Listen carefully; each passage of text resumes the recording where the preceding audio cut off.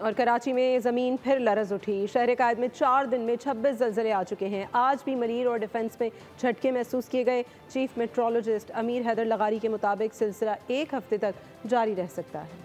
کراچی میں زمین کی لرزش نہ تھمی۔ شہر قائد آج بھی 3 بار زمین نے جنبش کی۔ چیف میٹرولوجسٹ امیر حیدر نے بول نیوز سے خصوصی گفتگو میں بتایا لانڈی میں موجود فالٹ لائن فعال ہو گئی ہے، معمول پر آنے میں 1 ہفتہ لگ سکتا ہے۔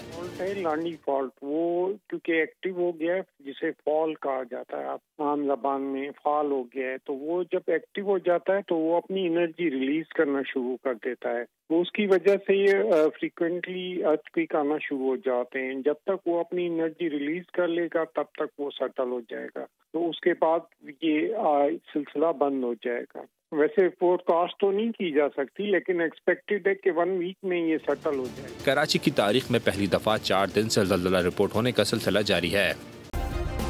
سبسکرائب کریں اور بیل دبائیں تاکہ کوئی خبر رہ نہ جائے۔